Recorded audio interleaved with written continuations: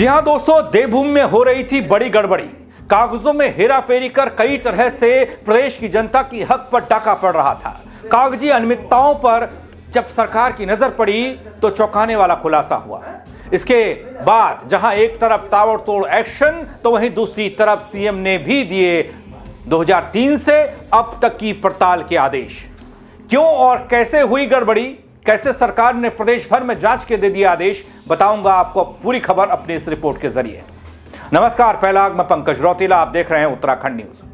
दोस्तों, देवभूमि उत्तराखंड में बड़ी गड़बड़ी का मामला सामने आया, जिसके बाद मुख्यमंत्री पुष्कर सिंह धामी ने कड़ा एक्शन लेते हुए प्रदेश में राज्यव्यापी जांच के आदेश दिए हैं। यह जांच 2003 से अब तक की सभी गतिविधियों की पड़ताल करेगी, ताकि किसी भी तरह की अनियमितता का पर्दाफाश हो सके। क्या है इस जांच की गहराई, क्यों है इसे लेकर सरकार इतनी सख्त या मुख्यमंत्री इतने सख्त, वो इस रिपोर्ट के जरिए बताने जा रहा हूं। वीडियो को अंत तक जरूर देखिएगा। दोस्तों, उत्तराखंड में परिवार रजिस्टर में सामने आ रही गंभीर अनियमितताएं, गड़बड़ियां, झोल, खेल सब अब खुलकर सामने आने लगा है। मुख्यमंत्री पुष्कर सिंह धामी की अध्यक्षता में एक उच्च स्तरीय बैठक का आयोजन हुआ। बैठक में राज्य स्तर पर व्यापक, निष्पक्ष और समयबद्ध तरीके से जांच और दोषियों के खिलाफ कठोर कार्रवाई के निर्देश हुए। मुख्यमंत्री ने निर्देश दिए प्रदेश के सभी जिलों में उपलब्ध परिवार कुटुंब रजिस्टर की कॉपी तत्काल संबंधित जिलाधिकारी के पास सुरक्षित रखी जाए, जिससे इन कागजों में अभिलेखों में किसी भी प्रकार की छेड़छाड़ की संभावना को खत्म किया जा सके। साथ ही परिवार रजिस्टर में जो गड़बड़ी हुई है उसकी जांच के लिए अधिकारी को जिम्मेदारी दे दी गई।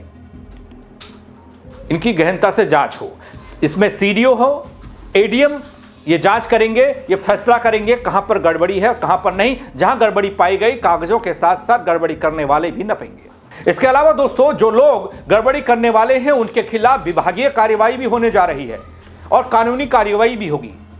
दोस्तों, बैठक में यह भी कहा गया कि जांच का दायरा साल 2003 से अब तक का रखा गया है, यानी कि बीते वर्षों में संभावित गलतियों को लेकर, गड़बड़ियों को लेकर, झोल को लेकर खुलासा हो सके, वो तमाम चीजें सामने आ सके। फर्जी दस्तावेजों के आधार पर नाम दर्ज कराने वालों के खिलाफ नियमानुसार कार्रवाई भी सुनिश्चित की गई है। कानूनी कार्रवाई की बात हो रही है। दोस्तों, सरकार का कहना यह, मानना यह कि परिवार रजिस्टर का रजिस्ट्रेशन और उसकी जो सेवाएं हैं पंचायत स्तर पर जो होती हैं, उसमें जो नियमावली है उसको फॉलो करके बना है तो ठीक, नहीं बना है तो फिर गलत। नियमावली 1970 के अंतर्गत संचालित हो रही है, उसके अंतर्गत काम होता है। नियमों के अनुसार ग्रामीण क्षेत्रों में रहने वाले हर एक परिवार का नाम परिवार रजिस्टर में दर्ज होना माना गया, अनिवार्य कहा गया। और मौजूदा वक्त में जिन कॉपीज में, जिन परिवार रजिस्टर की नकल में शुद्धिकरण और नए नामों को जोड़ने की प्रक्रिया का प्रावधान है, वो नियमावली में किया गया है, उस हिसाब से ही काम होना चाहिए। उसके इतर अगर काम हुआ तो फिर एक्शन जरूरी है, जिसे अब और ज्यादा सख्त कर दिया गया है। पारदर्शी बनाने की तैयारी सरकार ने कर दी है, मुख्यमंत्री धामी ने कर दी है। दोस्तों, यहां सरकार ने साफ किया है कि परिवार रजिस्टर में नाम दर्ज कराने का अधिकार सहायक विकास अधिकारी पंचायत को है, जबकि अपील का अधिकार उप जिलाधिकारी के पास निहित है, यानी एसडीएम।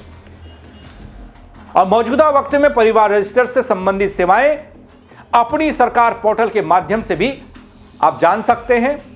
अगर उसमें कहीं गड़बड़ी है तो बता सकते हैं।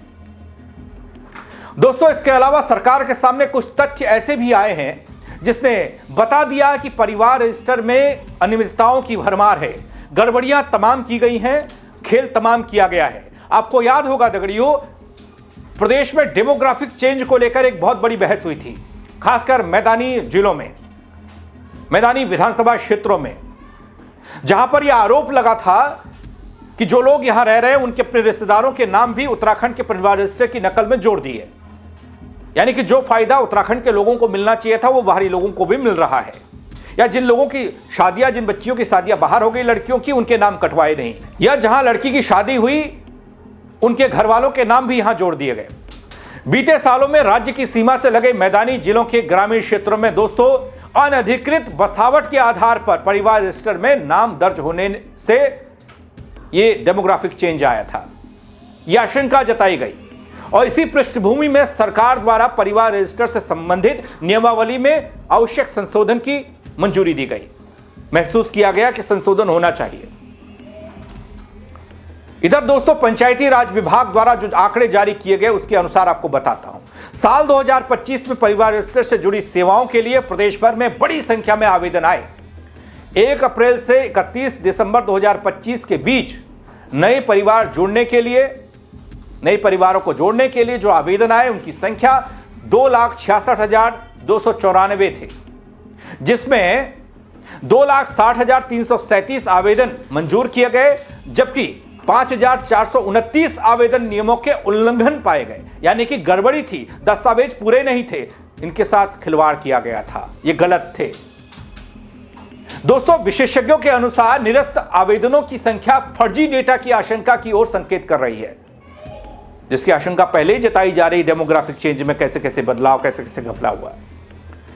इसको मद्देनजर रखते हुए अब इसे और ज्यादा बढ़िया सही तरीके से सुदृढ़ बनाने का फैसला लिया गया। साथ ही दोस्तों मुख्यमंत्री ने निर्देश दिए कि सीमावर्ती जिलों सहित प्रदेश के सभी जिलों में समान रूप से जांच की जाए, एक जैसी जांच होनी चाहिए, ताकि किसी भी क्षेत्र में भेदभाव या हिला हवाली या ढिलाई न दिखे और आने वाले वक्त में परिवार रजिस्टर में नाम दर्ज किए जाने की प्रक्रिया को साफ नीति के अंतर्गत नियंत्रित किया जाए और उसके बाद कैबिनेट में सामने लाया जाए। मुख्यमंत्री ने 2 टूक कहा, सरकारी अभिलेखों से खिलवाड़ किसी भी सूरत में बर्दाश्त नहीं होने वाला, दोषियों के खिलाफ कठोर से कठोर कार्रवाई सुनिश्चित की जाएगी, ताकि डेमोग्राफिक चेंज, डेमोग्राफिक बदलाव जो देखने को मिल रहा है वो देखने को न मिले, ताकि परिवार रजिस्टर में जो फर्जीवाड़ा हो रहा है उस फर्जीवाड़े पर लगाम लगाई जा सके। दोस्तों इसका अंदाजा इसी बात से लगाया जा सकता है कि 2003 से लेकर 2025 तक के सारे कागजात खाले जाएंगे, जहां गड़बड़ी होगी वहां कार्रवाई होगी। क्या कहेंगे इस खबर को लेकर आप कमेंट के जरिए बताइएगा। दगड़ियों मेरे साथ जुड़ने के लिए आप सबका बहुत शुक्रिया। हाँ, खबर को शेयर जरूर करिएगा ताकि और लोग भी देख पाएं, कहीं पर गड़बड़ी हो तो उसे दुरुस्त कर पाएं, ताकि कार्रवाई का शिकार ना हो। जय उत्तराखंड।